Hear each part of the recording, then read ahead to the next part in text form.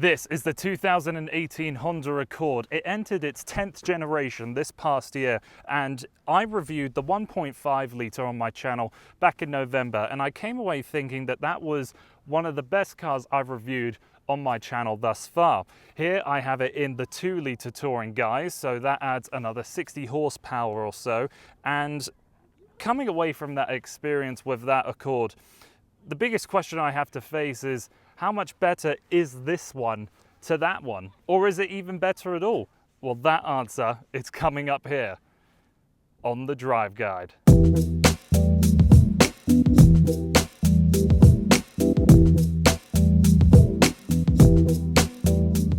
With the interior of the Accord, there is so much that I like about this, that it separates this car from pretty much everything in this class.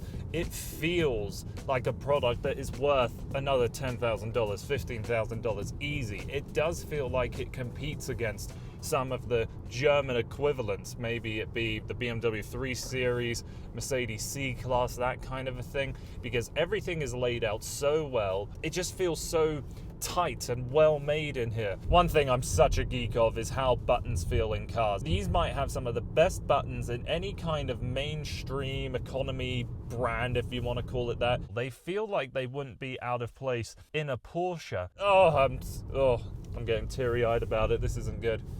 Oh, I'm getting emotional about it now. Overall, the design, the layout, and how things operate in this cabin is what I love so much about this Accord. You have a digital screen here alongside your analog speedometer, and you can be fooled into thinking that tach and that speedo are both analog, because the display is so crystal clear and the fonts are exactly the same and it all lines up really well. It's only when you hit on these buttons here on the side and you can play around with what shows up there, like your driver information or the navigation, whatever it is you want. You do also have a heads-up unit, which is very clear, and you can customize that in many different ways as well.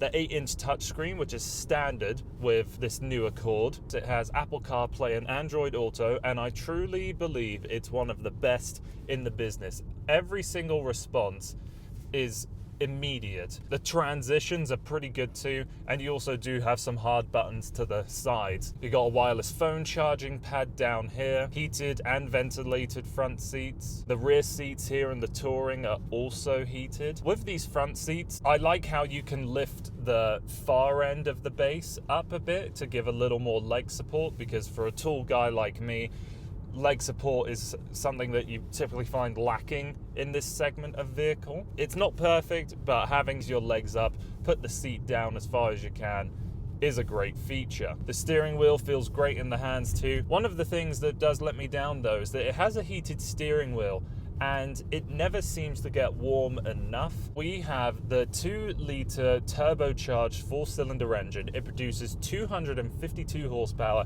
and 273 pound-feet of torque.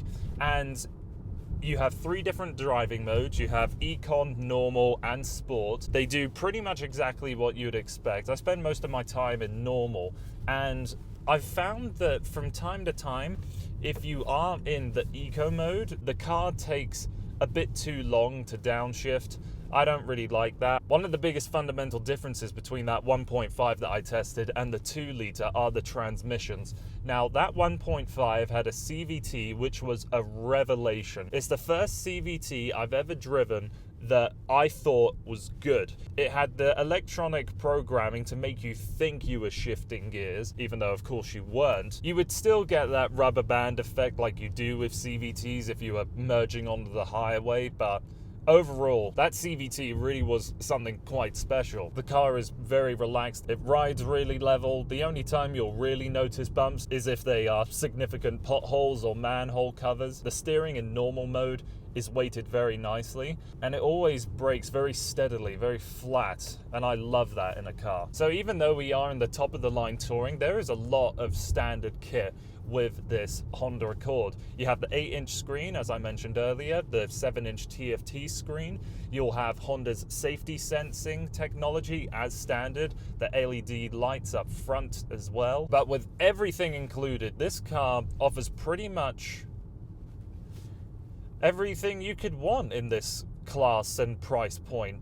Really, I can't think of anything more that I could desire out of this car. There is a noticeable difference between the fuel economies of both of these engines. Of course, the 2-litre is more powerful than 1.5. It has about 60 more horsepower, and you can definitely feel it, but the thing that stands out the most is the noise this thing makes. So if you put it into sport mode and you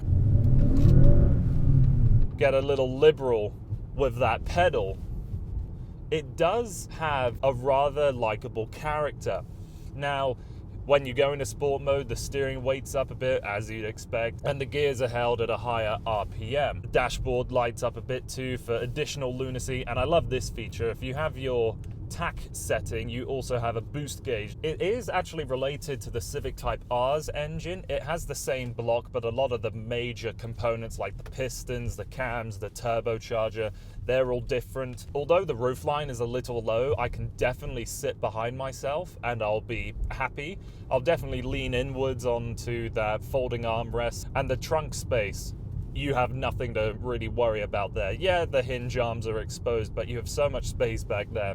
I don't think you need to worry. One of the deceiving things with this car is that it almost has a fastback profile, and you would think that with that short deck it would have a small boot, but it definitely does not. Now, this is a real difference between the 1.5 and this 2-litre.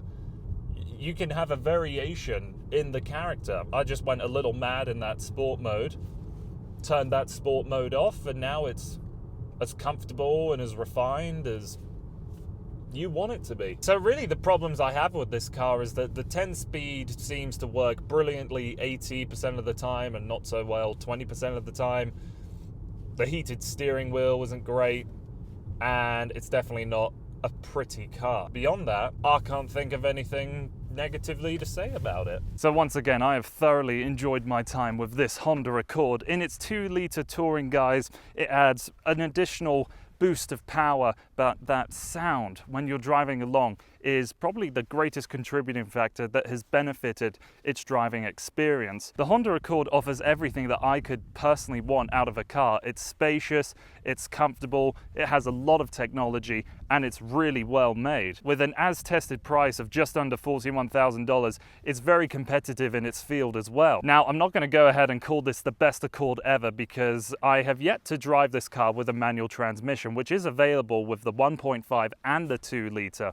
But I don't think I would really be changing my mind and putting it on the top of my list, because really, this Honda Accord's already there. So that's been everything from me. Thank you so much for taking the time to watching this video. I hope you can like, share, and subscribe, and I hope to see you again here on The Drive Guide.